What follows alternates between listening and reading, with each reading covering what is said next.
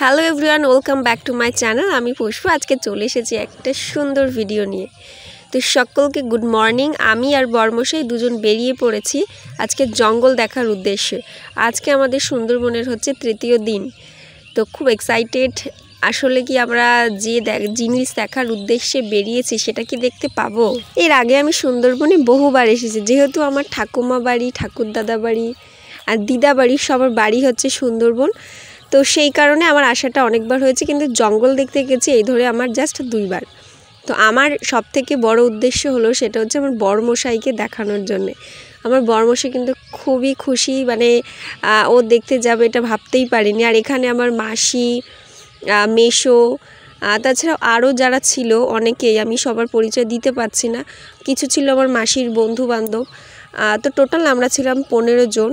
আর এই লঞ্চটা ভাড়া করা হয়েছে সম্পূর্ণ 15 জনের জন্যেই। তো যাই হোক, উপরে উঠে গেলাম এবং চারিদিকটা তোমাদেরকে একটু শেয়ার করি কীরকম। আমার তো খুব পছন্দ হয়েছে, ভিতরে সব কিছুই আছে। আর এখানে সব কাটাকুটো শুরু হয়ে গেছে, মানে রসুন পেঁয়াজ এগুলো ছাড়াচ্ছে অ্যাকচুয়ালি। তো এদিকে একটু তোমাদেরকে ভেতরটা দেখিনি। আর এখানে মুরগি টুরগি এগুলো কাটাকাটি চলছে। তো কথা বলতে বলতে বোটটাও ছেড়ে দিল। তো ভেতরটা মানে জাস্ট অসাধারণ, এখানে সব কিছু আছে। আর তোমরা কেউ যদি সুন্দরবন আসতে চাও অবশ্যই আমার সাথে যোগাযোগ করতে পারো। আমি ডেসক্রিপশন বক্সে টোটালটা আমি দিয়ে দেবো ডিটেলস, ঠিক আছে? আর চারিদিক শুধু জঙ্গল জঙ্গল জঙ্গল। এবং আমাদের যে ফরেস্ট ডিপার্টমেন্ট থেকে যে গাইডটা দিয়েছিল তিনি বলছিল অনেকই কথা, তার মধ্যে একটা হলো এই যে মালা দেখছো, এখানে কিন্তু মানে কি বলে, মানুষকে আর কি বাঘ খেয়ে নিয়েছে। এটা বলা ঠিক কিনা জানি না। তো এখানে মানে যেখানে যেখানে মালা দেওয়া থাকবে সেটা আর কি চিহ্ন। ওখানে 1 মাস পর্যন্ত মানে পুরো যাওয়া নিষিদ্ধ। ওখানে কোনো না কোনো মানুষকে আর কি বাঘ নিয়ে গেছে। তো এগুলো নিয়ে আলোচনা করা হচ্ছিল। আর যে গাইডটাকে দিয়েছিল উনি খুব ভালো ছিল, আমাদেরকে সম্পূর্ণভাবে বুঝিয়েছে কোথায় কি, সেটাও তোমাদের সাথে শেয়ার করব। তো আমাদেরকে যে গাইডটা দেওয়া হয়েছিল ফরেস্ট ডিপার্টমেন্ট থেকে, তো তোমাদেরকে একটু পরিচয় করিয়ে দিই। হ্যাঁ, বলো এখন আমরা কোথায় যাচ্ছি? আমরা যে আমাদের এটা আছে না, আমরা যাব হরিখালি ফার্স্ট। যেহেতু জোয়ার হচ্ছে তো ওখানে ভাটির টাইমে এমন একটা জায়গা দিয়ে যাব যেখানে কি ভাটির টাইম হলে বোটটা বেঁধে যাবে। ওই জন্য কি এইখানে ফার্স্ট হরিখালি যাব, তারপর ভিতর দিয়ে ছোটো ছোটো ক্যানেল দিয়ে ব্রিজটা আসবো, তারপরে রিপিট এখানে চলে আসবে। আচ্ছা, আর আমরা কি সব কিছু মোটামুটি দেখতে পাবো? কি বলুন তো, হরিণ দেখলাম, কুমিরটাও দেখলাম না। হ্যাঁ হ্যাঁ, বাঘটা আমি খুব রেয়ার দেখা যায়, কারণ হচ্ছে কি বাঘটা তো 104খানা অনেক বাঘ আছে। তো এখান থেকে বাঘ দেখতে গেলে এখানকার যে জঙ্গল এরিয়াটা এইটা আগে দেখতে হবে। 4264 স্কোয়ার কিলোমিটার, টোটাল 48টা ফরেস্ট আইল্যান্ড আছে। 104খানা বাঘ তো কিছুই না, সেক্ষেত্রে এখানে 104খানা কেন, কয়েক হাজার বাঘ থাকলেও আপনার বাইরে না আসলে কিছুই দেখতে পাবেন।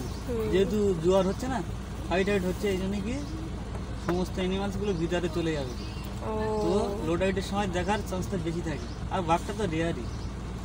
আচ্ছা, কপালে থাকলেই হবে। তো তোমরা সবাই বন্ধুরা শুনতেই পেলে, তো বাঘ দেখার চান্সটা খুবই কম। যাই হোক, দেখা যাক, যদি ভাগ্যে থাকে সব কিছু হবে। আর সব কিছু তোমাদের সাথে তো শেয়ার করছি, সাথে থাকো, পাশে থাকো, দেখতে থাকো, চলো।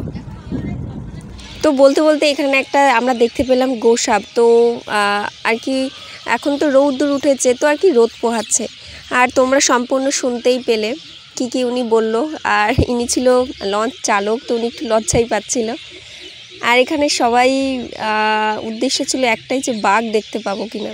কিন্তু এটা ভাগ্যের ব্যাপার, বাঘ দেখা সত্যি হয় না সবার কপালে।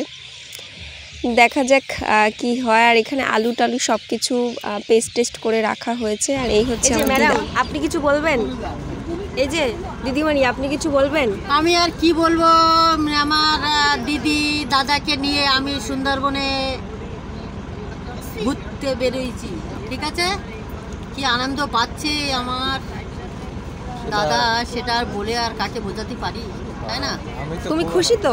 তুমি সবাইকে নিয়ে এসছো, তুমি খুশি তো? খুব খুশি। আমি এই দিনটাই জীবনে খোঁজ করছিলাম যে কবে আসবে আমার জীবনে এই দিনটা। আচ্ছা, কি বলো? আমি সুন্দরবনে এসেছি। মজা হচ্ছে তো? কি কি দেখেছো?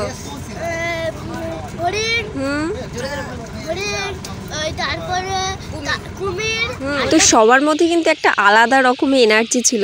তো আমি চলে এসেছিলাম একটু লঞ্চের ভেতরে, যেখানে রান্না হচ্ছিল।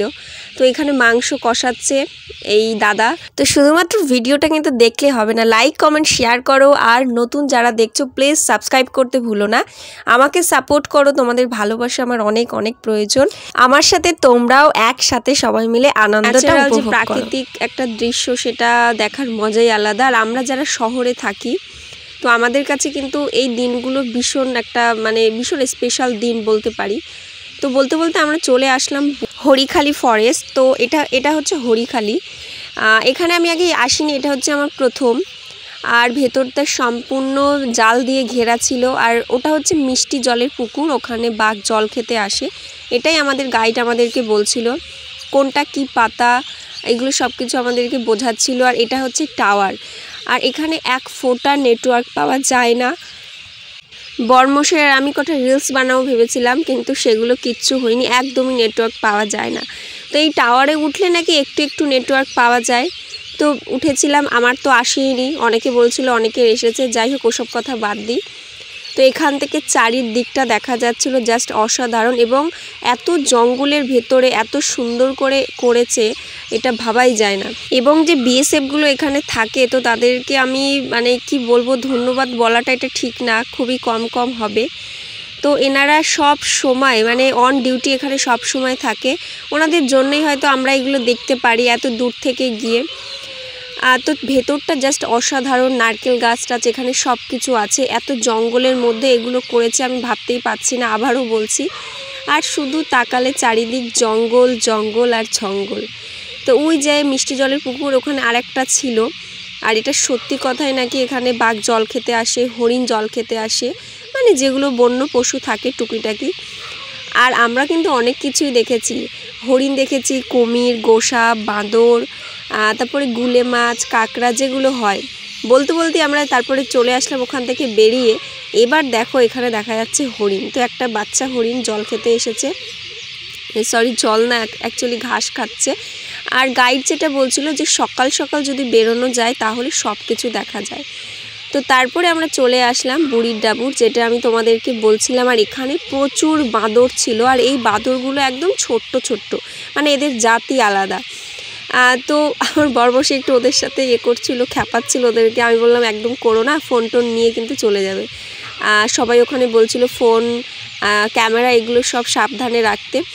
তো তারপরে আমরা ঢুকে গেলাম ভেতরে। আর বুড়ির ডাবুর কিন্তু আমি আগেও গেছি, এখান থেকে 4-5 বছরেরও বেশি, অনেক দিন আগে। তখন এত সুন্দর ছিল না, এখন যতটা সুন্দর হয়েছে। আর এখানে গরান, গেওয়া, কেওড়া, প্রচুর গাছ। কিছু কিছু আমি গাছের নাম জানি। আর কে কেওড়া ফল খেয়েছো আমাকে অবশ্যই কমেন্টে জানিও। যদিও আমি যে সময় গেছি এই সময় কিন্তু কেওড়া হয় না, নাহলে তোমাদেরকে আমি দেখাতে পারতাম। আর এই হচ্ছে গাইড, উনি ছুটছে, যেহেতু আগে ওনাকে বিএসএফ ওনাদের কাছে যেতে হবে, পারমিশন নেওয়া, তা ওনাদেরকে গিয়ে একটু দেখাতে হয় কি ওদের কি নিয়ম থাকে। আর এই যে ব্রিজ, এটা কিন্তু ভাঙা ছিল, এখানে লেখাই ছিল যে একজন করে ওঠো।